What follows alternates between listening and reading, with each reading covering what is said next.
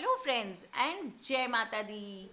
कैसे हैं आप सब दोस्तों? चलिए आज मैं आपको बताने जा रही हूँ किन्नर से भी होते हैं तंत्र में उपयोगी उपाय, उपयोगी टोटके, आपको चमत्कारिक लाभ मिलता है। दोस्तों आपको मैं आज बता दूँ कैसे हम क्या क्या उपाय कर सकते हैं किन्नर से। जैसे किसी किन्नर से आप एक रुपये का सिक्का लेके अगर अपने पर्स में रखें तो आपके जीवन में कभी पैसों की कमी नहीं होगी। जिस इंसान के जीवन में धन या पैसों की कमी होती है वह हमेशा ही कई परेशानियों का सामना करता है। प्राचीन काल से धन का महत्व काफ़ी अधिक बताया गया है और धन संबंधी सुविधाओं को प्राप्त करने के लिए हर मनुष्य बहुत कड़ी मेहनत करता है दोस्तों। तब जाके धन की देवी महालक्ष्मी की कृपा हम पे बनती है। शास्त्रों के अनुसार किसी भी इंसान को कितना धन मिलेगा, उसका भाग्य कैसा होगा, ये इसके पूर्व जन्म के कर्मों से जुड़े होते हैं। जैसा उसका पिछले जन्म का कर्म होगा वैसा ही प्रारब्ध या भाग्य नए जन्म में माना जाता है। और कई बार तो इंसान को पैसों की तंगी की वजह से बहुत ही अधिक परेशानियों का सामना करना पड़ता है दोस्तों, जिससे निपटने के लिए ज्योतिष में कुछ उपाय बताए गए हैं। व्यक्ति की कुंडली में यदि कोई भी ग्रह विपरीत फल प्रदान करने वाला है तो उससे संबंधित ज्योतिष उपचार करने किए जाने चाहिए।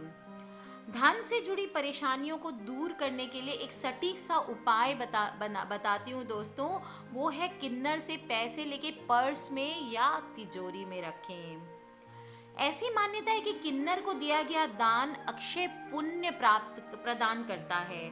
उनकी दुआएं व्यक्ति को हर विपत्ति से बचा लेती है। किन्नर को धन का दान दिया जाता है और यदि आप पैसों की समस्याओं से मुक्ति चाहते हैं तो किसी किन्नर से 1 रुपये का सिक्का वापस ले लें। यदि किन्नर अपनी खुशी से आपको सिक्का दे देते हैं तो उसे हरे कपड़े में लपेट के अपने पर्स में रख लें या तिजोरी में रख लें दोस्तों। ऐसा करने से आपकी धन संबंधी प्रॉब्लम्स दूर हो जाएगी। हमेशा ध्यान रखें दोस्तों, यदि कोई हिजड़ा आपसे कुछ मांगे तो कोशिश करें कि आपके बस में जितना हो उतना धन उसको ज़रूर दें और सिक्का उससे चेष्टा करके मांगें। और अगर वो दे दे आपको तो अपने धन के स्थान पे जैसा मैंने बताया हरे रंग के कपड़े में बांध के रख दें। ध्यान रखें दोस्तों, किसी भी हिजड़े के द्वारा दिया गया धन बहुत अच्छा माना जाता है, लेकिन वे धन वो अपने पास से ही दें, आपका दिया हुआ सिक्का नहीं हो, ये ध्यान रखें। इसके अलावा अगर बुधवार को देंगे तो बहुत ही शुभ होगा। वैसे भी यदि किसी बुधवार को या वेडनेसडे को आपको कोई किन्नर अगर रास्ते में दिख जाता है तो आपको कुछ ना कुछ उनको देना चाहिए, वो बहुत ही शुभदायी होता है। तो चलिए दोस्तों आज मैं आपको बता दूं कि किन्नर से क्या क्या तंत्र में उपयोगी उपाय है, क्या क्या तांत्रिक उपाय हैं किन्नरों के। किन्नर अर्थात हिजड़ा वर्ग समाज का एक सर्वाधिक तिरस्कृत और उपहास पूर्व रहा है। जैसे ही नाम आता है हिजड़ा या किन्नर, हमारे कहीं ना कहीं हम हंस पड़ते हैं। किन्नर का अस्तित्व अनंत काल से चला आ रहा है। महाभारत काल के शिखंडी और बृहन्नला भी इसके प्रमाण हैं। इधर समाज और सरकार द्वारा बहुत प्रयास किए जा रहे हैं कि बराबर मान सम्मान प्रदान किए जाएं, उनके भी सब अधिकार सुरक्षित किए जाएं जो दूसरे वर्गों को मिल रहे हैं, परंतु पॉसिबल नहीं हो रहा है दोस्तों। तंत्र, टोने टोटके आदि के क्षेत्र में किन्नर का बहुत महत्व बताया गया है और उनके सहयोग से अनेक उपयोगी उपाय बताए गए हैं। इनके द्वारा, इनके सहयोग से किए गए अनेक छोटे छोटे से उपाय तंत्र क्षेत्र में बहुत ही प्रचलित हैं। अपने अपने बुद्धि और विवेक से अपने नित्य जीवन की समस्याओं में इनका उपयोग आप कर सकते हैं दोस्तों। पता नहीं किन उपाय से आपको लाभ मिल जाए।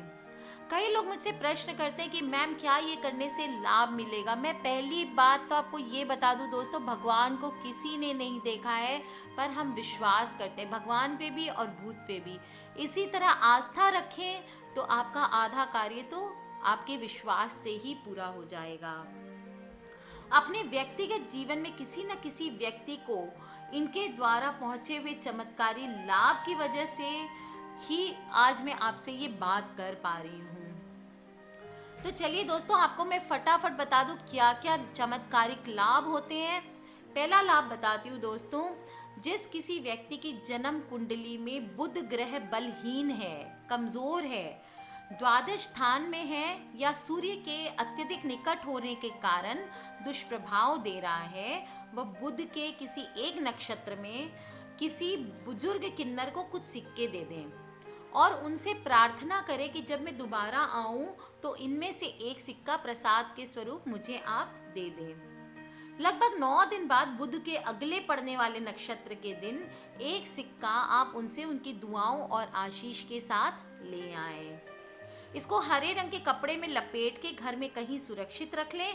बुध ग्रह के दुष्प्रभाव को दूर करने के अतिरिक्त अन्य अनेक बाधाएं, विपत्तियां और विपरीत समय में यह एक सुरक्षा कवच की तरह कार्य करेगा। दोस्तों, दूसरा उपाय बताती हूँ।